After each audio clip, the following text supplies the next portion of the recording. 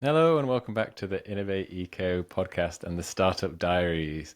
This is the mini series where we are building our own planet positive business right here on this podcast. And it's myself, Rob, and I'm joined as always with co-host and co-founder Matt. How's it going, Matt? Hello. It's going very good. Going Good. very well. You've just come back from holiday, or should we call it research? Yes, I came back from a 2.5 week research trip to the Caribbean, which was very good. I actually did do some research, Mm? mainly on the local artists front. Some of that was more positive than others. You weren't looking for really endangered animals while you were there. No, I we mean, kind of that's the hard thing of them. They're so by them being endangered is they are quite hard to find. that is the issue. We also struggled to see some of the animals we wanted to see that aren't endangered. Why? Yeah, So hard that's the whole enough. thing in itself, yeah. But no, I went to the Dominican Republic and the island of Saint Martin, Hmm. and in the capital city of DR, as it's known shorthand, Santo Domingo. I went to like the art school, and the art school has like a gallery attached to it, which is just free to the public to go and look at. I think it's like recent graduates' work or just graduates' work. Hmm. So that was quite fun. And this guy showed me around and took down some names of some potential people. Have to say, there wasn't there wasn't any work that really jumped out at me as this is perfect. But it No was styles or kind of hints towards this person with a little bit of direction could do something good. lot of it was well, a lot of it was not animal based, Oh which yeah. I think it doesn't necessarily. I don't think we have to find artists that have a history of doing animal based artworks, but I think maybe to start with, it's less of a risk to Hmm. choose someone who's got a bit of a track record. Yeah, they've only But done I, landscapes or something, and then they yeah, it might be exactly. difficult. Or just like crazy abstract stuff. Yeah. Or knitting. Oh yeah, true. Yeah. Yeah, you have to knit 1,000 t-shirts. So yeah, I don't know. I'll keep the name. I've got photographed quite a lot of names, so I've got those in my back pocket. Then on the island of Saint Martin, we went to a couple of local galleries. A lot of it's like very touristy. Also, a lot of the stuff, it's hard to know. It would just be like made. It feels like it's made en masse in like China, and it's not actually a local artist. Don't know if you've ever seen that kind of. Yeah. It would be like people selling art on the street, and you'd be like, "Ooh," but actually, who made this? I don't think it was you. Interesting. So how are we going to decide that? Are you going to have to watch them do the painting, or is there going to have to be Uh, some kind of verification process where you ask someone in the area or someone they know or an art expert who can tell? I mean, it's a good question. I think there would have to be some kind of. I mean, this is where it gets difficult because if we do eventually want to find like artists and I don't know some tribe in the middle of a rainforest, Yeah. I'm probably not going to have Instagram. But at the moment, it's. I so basically, I found one guy. He's great, and he has like an Instagram account. He's like a street artist in the town of Marigot in Saint Martin, Mm. but he also does like prints and stuff. And his, I sent you some of his stuff. He Yeah. was sick.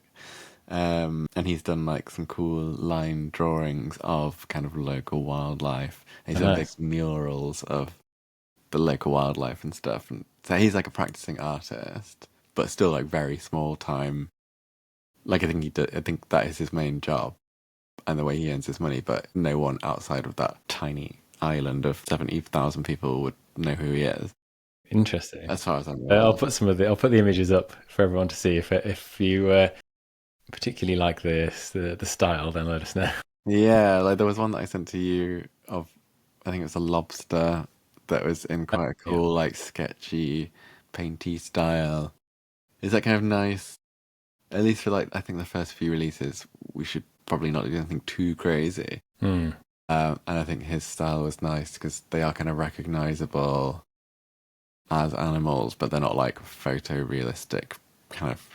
It has a style of his own, which is quite fun. So yeah, like that was good. So I've definitely got his name. I met him as well. I was chatting to him. I didn't like pitch the business to him, but I don't know. He's real. He's a nice guy. So Yeah. maybe we can get him on the podcast if eventually. I mean, I love the idea of getting some of the artists on the podcast, on the YouTube, and as we build this thing out, that's always been the aim, and to get more and more ambitious with the kind of artists that we try Yeah, and. yeah. But And I think that'd be nice because they could talk about whatever animal it is. Because I was looking at what animals are endangered on St. Martin, and it's basically three. And if it would be nice if he had like, I don't know, we could ask them, do they know any of these animals? Like, we'd get them to choose which one they connect with the most. And yeah, I think there's some quite fun stories to do around that. can you remember the three and how? It's I think I not sent off them the to top of you your on head. WhatsApp. Yeah, I'm not gonna. No, we won't do it live. We'll I come should back have to found that. that out there. But yeah, interesting what you say about like how do you verify that someone actually made the artwork? And I had been thinking this anyway, in terms of like AI artwork and being quite strong in wanting to avoid that for many reasons. But I think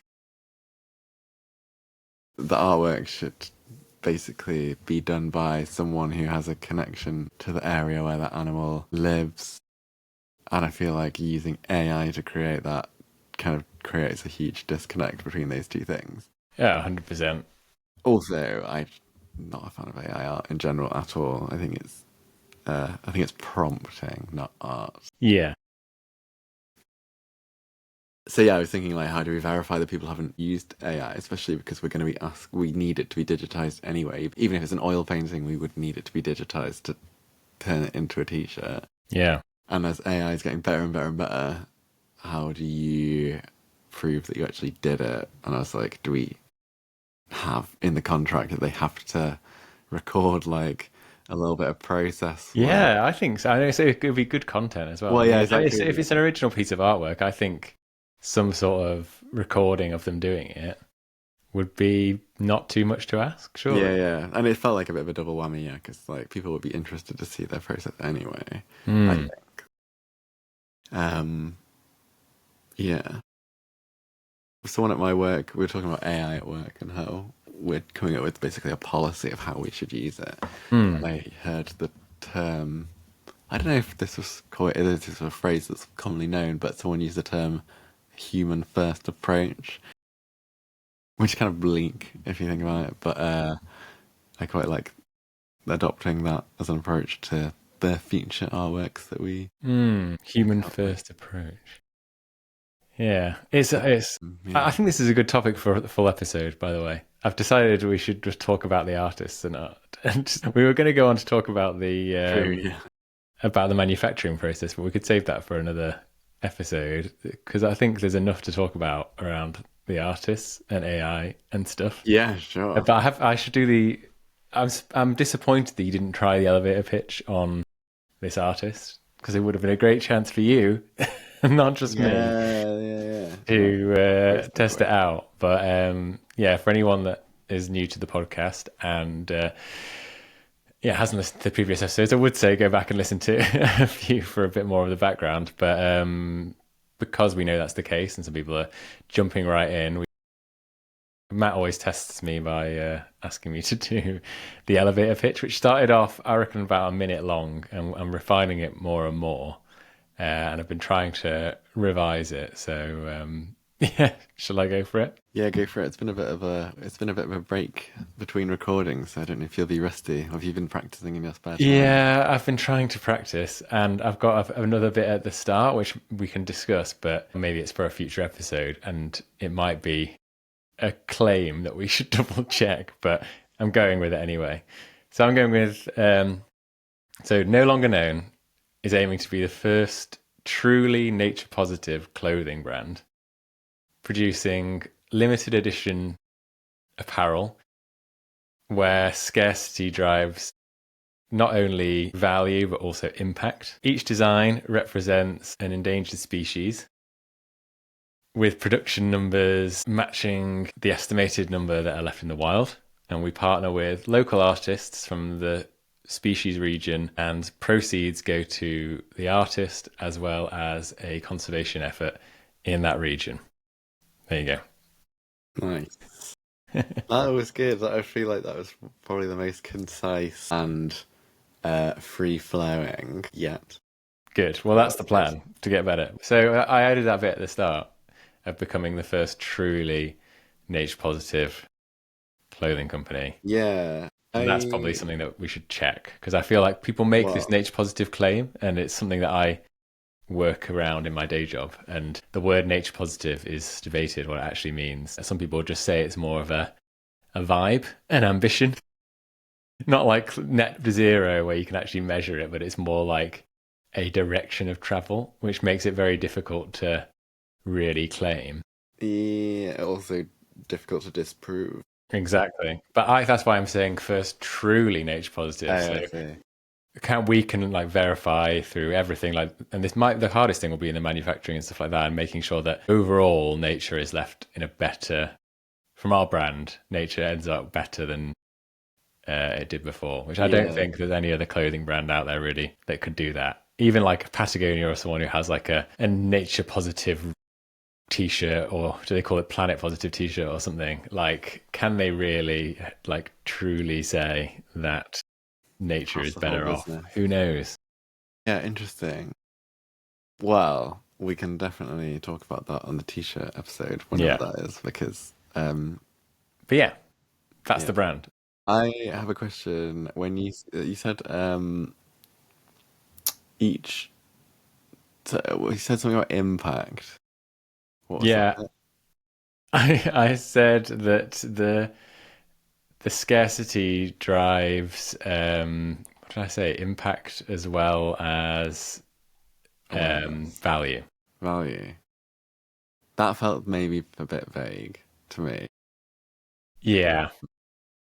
Yeah, maybe that doesn't work. I wanted to say that it's about like value is in value to the planet. Maybe I was being it's a bit too obscure. I like, maybe this is just me, but it feels like it's edging ever so slightly towards corporate jargon, where it's just like meaningless. Damn it! We've gone full circle. Okay, maybe that line was a bit cheesy. There's something in there around scarcity being not just for awareness, but also as part of the fact that we're trying not to pump millions of t-shirts into the world. Yeah, I see. But I need to say that in a better way.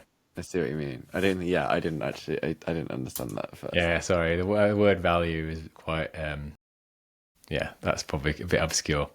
Okay. Well, anyway, it wouldn't be fair if I can't get it right. I can't nail it until the very final podcast. So deliberately, who knows? Improving in very incremental steps.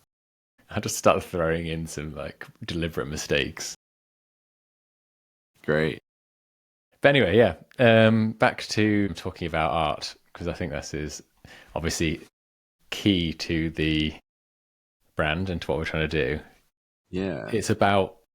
It's one of those where it started off as the secondary mission. For me personally, I guess, because this is the interesting thing with having us coming from different backgrounds, because maybe I started off really focused on the conservation and awareness of biodiversity loss side of things. And then as I've learned, I've thought more about how the artist connection is really cool and how it's also an important talking point. And then you probably have more connection to that through your job, and then you've learned that the biodiversity loss stuff is perhaps more urgent than you thought. So yeah, well, yeah, I think whenever we've talked about it, it always started with the animals as the focus, and I think it was definitely later on that we thought about it being artists local to the area that we would get to do the artwork. So yeah, I'd say that the animals came first, but the more that we've talked about it, the more I've thought about it, I feel like there is so much positivity to be gained from framing it like this, especially as we mentioned earlier, like in a increasingly AI filled world, giving opportunities to real people to basically, yeah, distribute wealth Mm. to small, yeah, like lesser known artists in all four corners of the globe. Yeah. I think that's really fun. And it just adds a lot more meaning and value to each design because I'm not saying that the artist will necessarily have seen or have a relationship with the endangered species that they're drawing or painting or whatever, but I hope they don't have a relationship with it. well, I don't know, Each to different their own. cultures. No, but like even if they've never even heard of the animal, there's still a nice thing of like practice being influenced by the local culture, Hmm. and each design, like someone in the Caribbean in St. Martin, if it is that guy, yeah, let's really find out his name.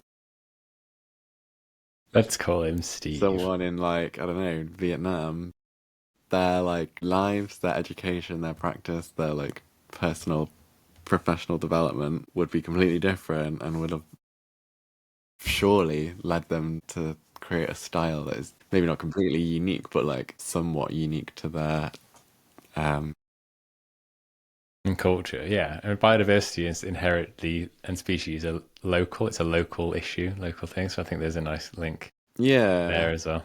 And if we're helping out a community, if we're helping out a organization that works to protect an animal in that area, why not also contribute financially to an artist working in that same area? It's Yeah. like, I don't know, yeah, it all kind of ties together quite nicely if we can get it to work. Yeah.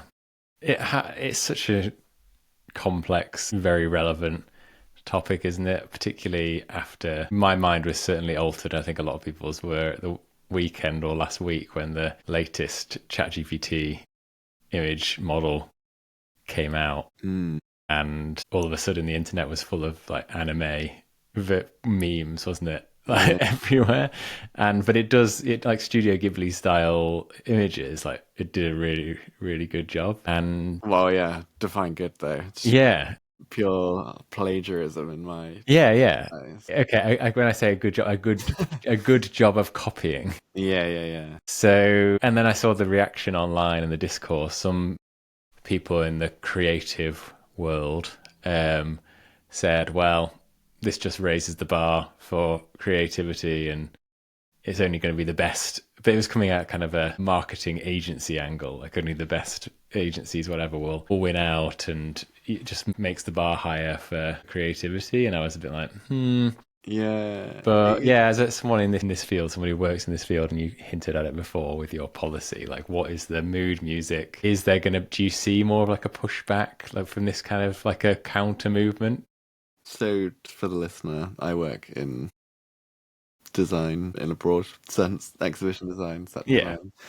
design. And yeah, I would say most people I work with are, maybe not most actually, I think it's quite divided. Some people are like really embracing it as a tool in terms of generative AI to like do like reference images or create textures really quickly. Mm.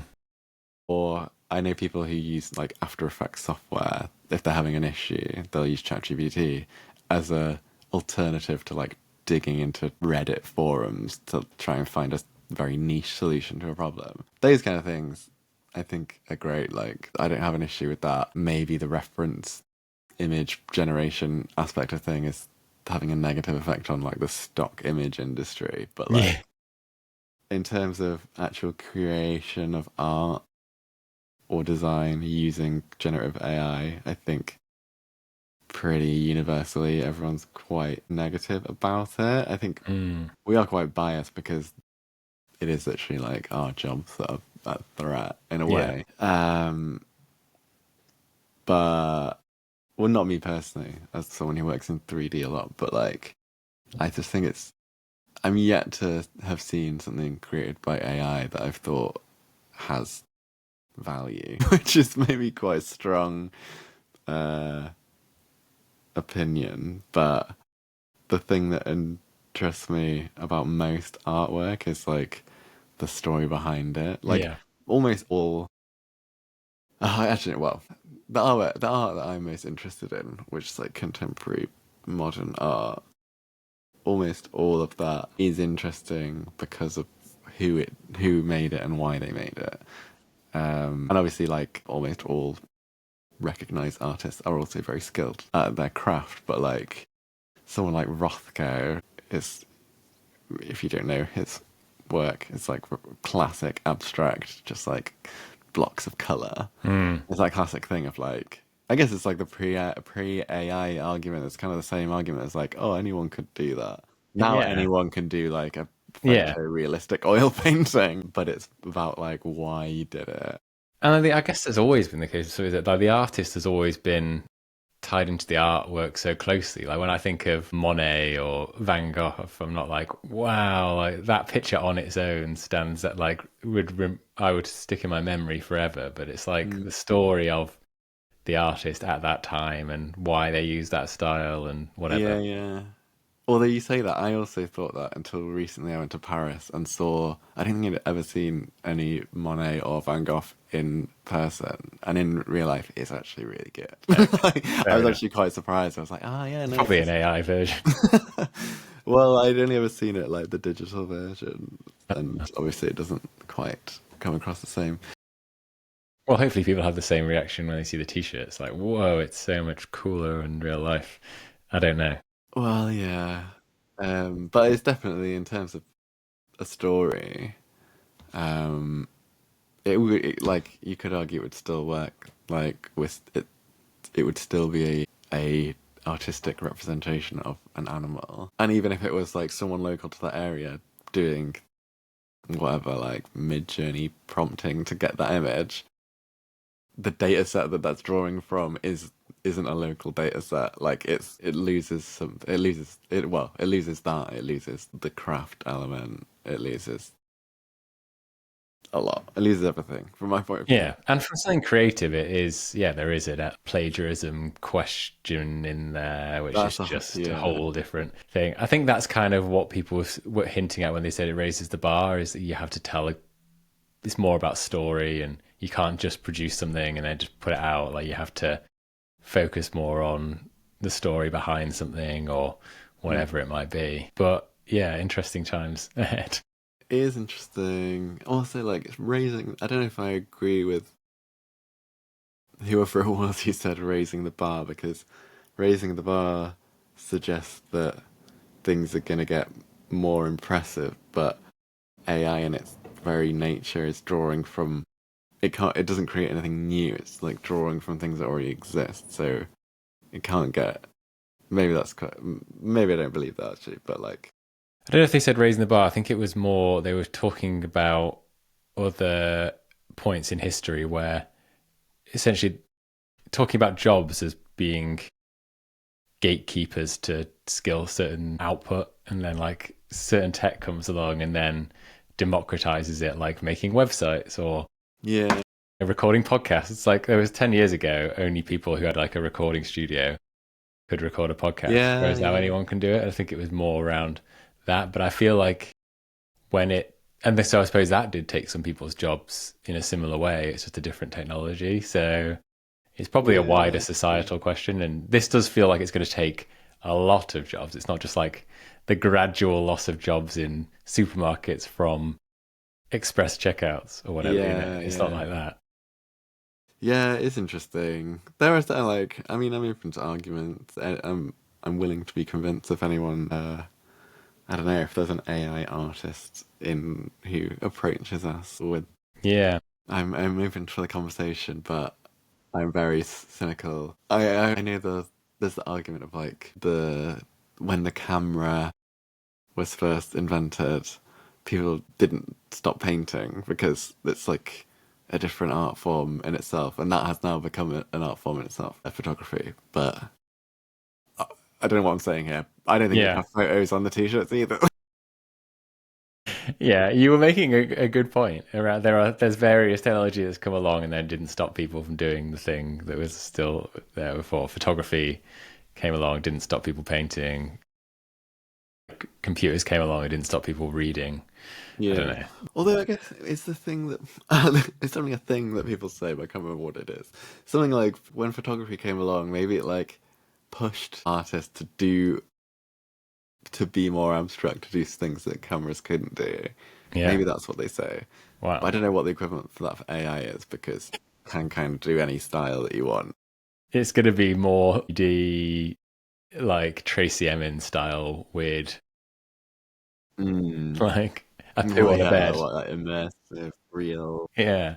I like to see AI do, yeah, like I it's just going to mean, get weirder. you're y- you're being facetious, but Okay. there is something about the physicality of having the artwork represented on a t-shirt is it's real, even though it will be a duplicate. It won't be one of a kind. It'll be a limited run, but that I get that still gives it. I don't know. I guess like Tangible. even more again, or something unveiled in the mission of the brand, which we hadn't thought of, like bringing in elements of scarcity in a world of like unlimited abundance of stuff, which just keeps getting Yeah, produced cheaper and cheaper, has more value. People will probably crave it more because everything is so abundant. Like, they're going to be yeah, looking for stuff that's unique because that's what humans like to collect things. Humans like to be unique, and like if everyone can produce Studio Ghibli stuff, then it's just like it's not as yeah, stuff loses its uniqueness. So yeah, we'll see. yeah. We will see. But yeah, it's all about. I feel like leaning into the stories it will be important for us. Like, what is this animal? Where does it live? Why is that important? Who is this artist? Where do they live? What's their process?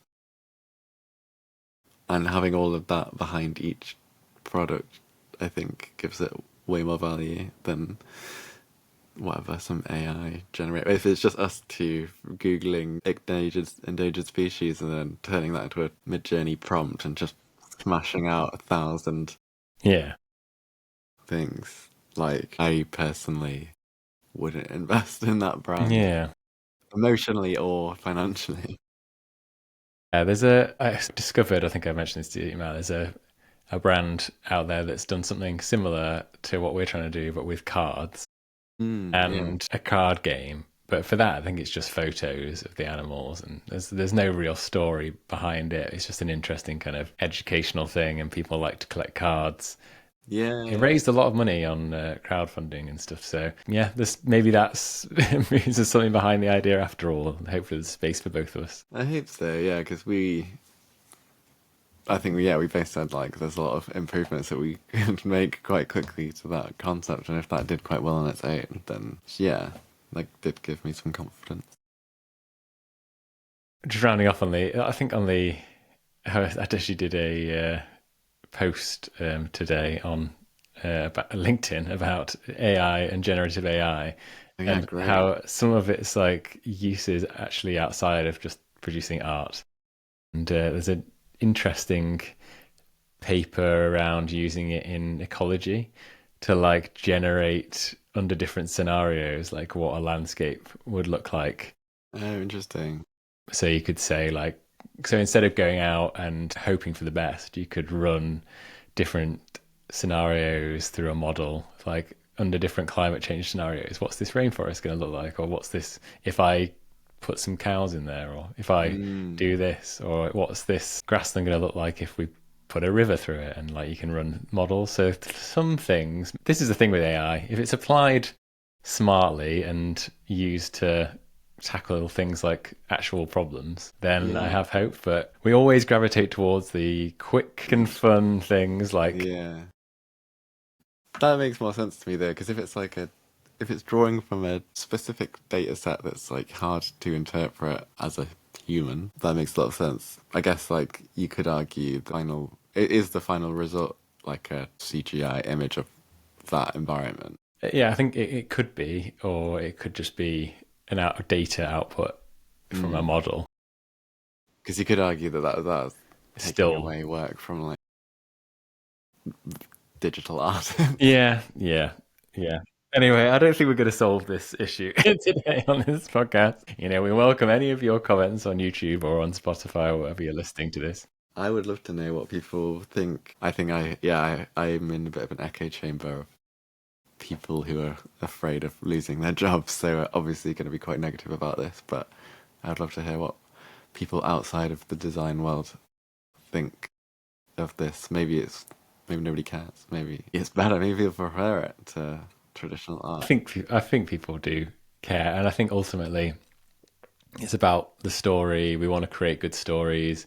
We want people to talk about the t-shirts. We want them to talk about whatever gets their excitement, whether it's the species, the art on there, and then hopefully the artist as well. And yeah, it's just tied into what we're trying to create. So I feel good about it. Even if only a small amount of people care, hopefully it will raise the issue a bit more.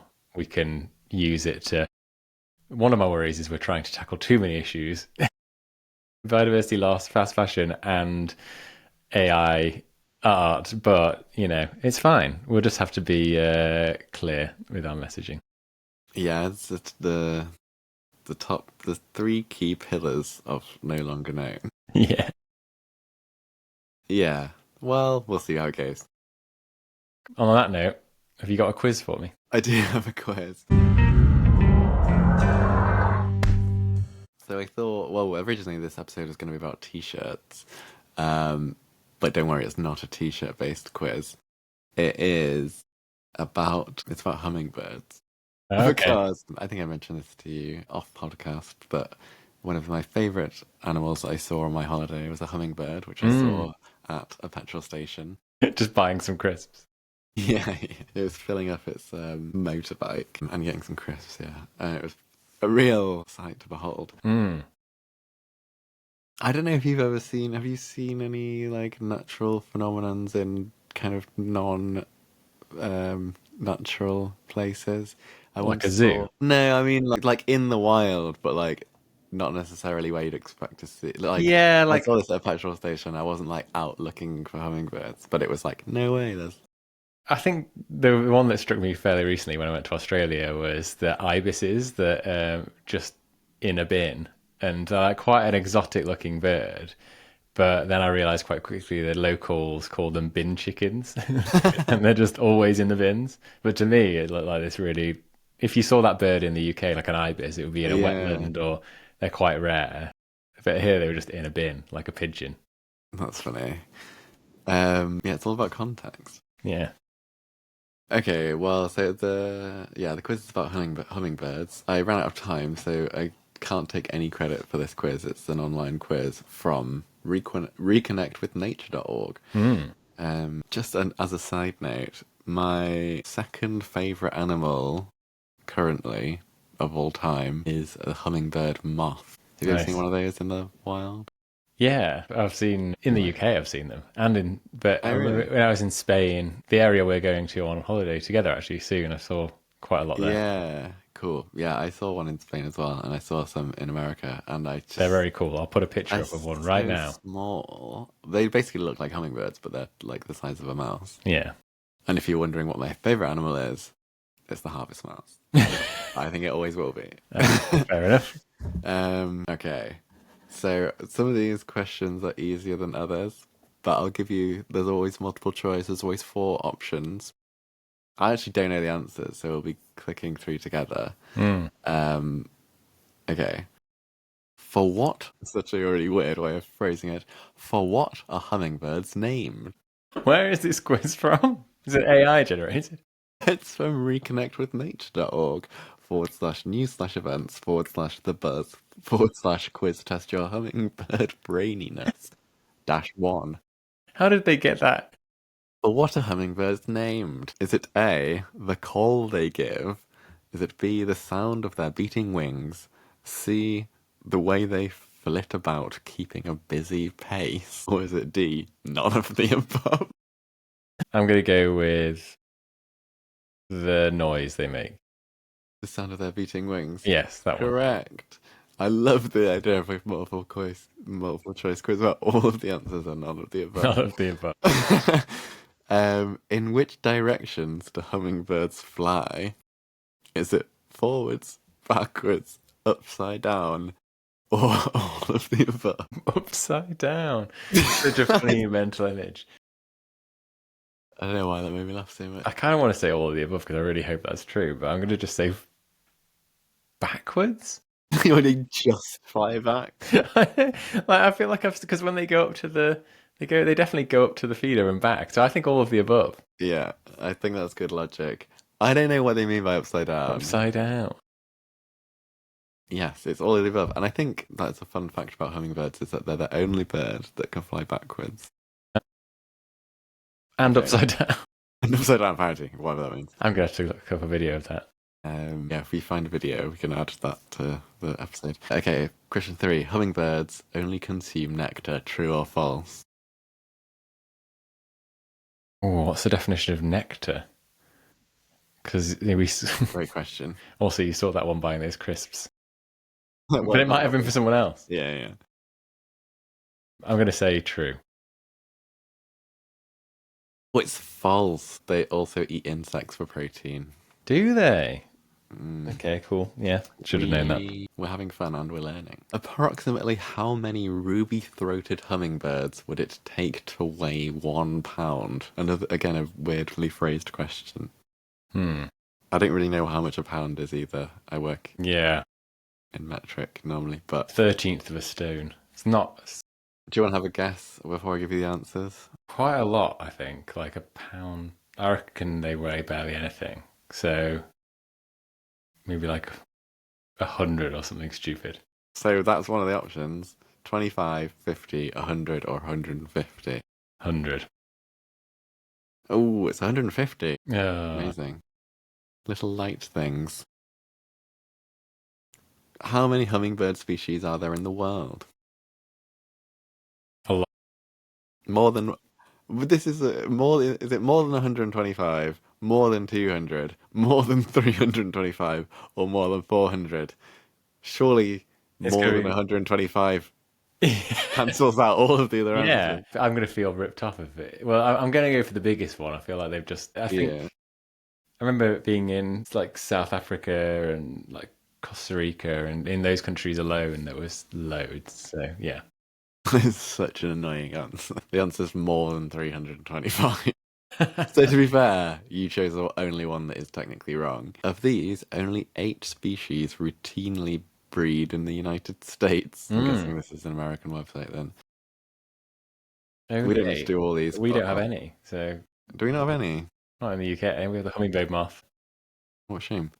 Hummingbirds are one of the most aggressive bird species. True or false?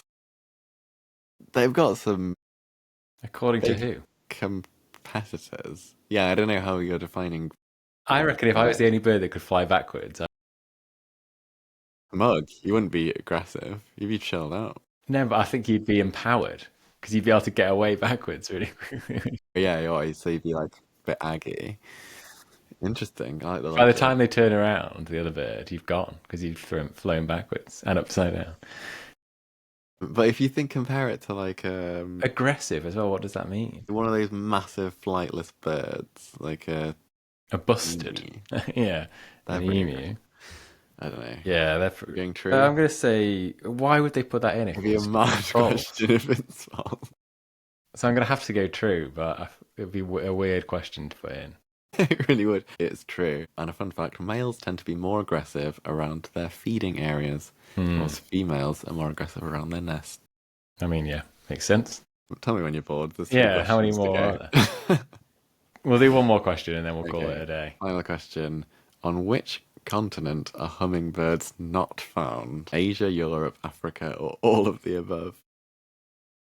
I'm 99% sure it's Europe. No hummingbirds in the whole of Europe. I don't want to influence you. I'm just surprised by that. I think so. My. It's all of the above. What? So apparently, a native species of the New World, these birds also can't be found in Australia or Antarctica. So they're saying they're not in Africa, Europe, Asia, Australia, Maybe I didn't or see some in South Antarctica. Africa then. I was misremembering. Okay. Or maybe So, it was on holiday. yeah, they're only in Central, South America, North America, I mean, and Asia. No, Asia's on this list. Hang on. Hummingbirds exclusively found in the Americas, spanning from southern Alaska to Tierra del Fuego, Wow. including the That's the Caribbean. best fact of them all. I just assumed there were hummingbirds in Asia. It just Wow, feels like they're a bird of the tropics, and I just felt like they'd be there. There they you look go. so different as well. Just looking at a picture of a blue-chinned sapphire next to a ruby topaz, and they look completely different, but they also have a similar vibe. Yeah, I great, guess yeah. we'll have. I imagine we'll have a hummingbird on one of our designs at some point. There's bound to be some I pretty mean, if rare there's ones. over 325 species, but not over 400 species, Yep. yeah, For you'd now, think though, that I'm one of sure. those is endangered, yeah. Let's keep it that way. Wait, yeah, sorry, I didn't know what you were saying. Cool. Well, next time we can talk about oh no, what are we doing next time? Well, if we can get him on, we've got a friend of ours who's a animator and video creator, and I think it's been a topic I've wanted to discuss for a little while because we want to start putting some more stuff on social media, and without any designs to talk about, we're thinking some kind of creative video which tells the story in a succinct way that we can put onto like Instagram or social media is the next step in our journey of getting the message out to more people. So Yeah. if we can get him on, we'll do that. If not, we might talk about the manufacturing process because Matt's been looking into some of the potential providers and some of the pros and cons and how do we Always. be the first truly nature positive clothing Yeah, company. there's a lot to discuss as always. What printing method is most durable versus what printing method is most environmentally friendly. It's So an much to absolute discuss. minefield. So yeah, thanks everyone for listening again. If you haven't already, do go to nolongerknown.com, sign up to the mailing list, and you will be notified as and when we do the launch, which is probably still a little way off yet. We also need to do a discussion around crowdfunding as another episode because we're thinking more and more about that. So loads more to talk about in future episodes. Yeah, thanks again for listening. Do subscribe. Do go to nolongerknown.com, and we'll see you on the next one. Bye.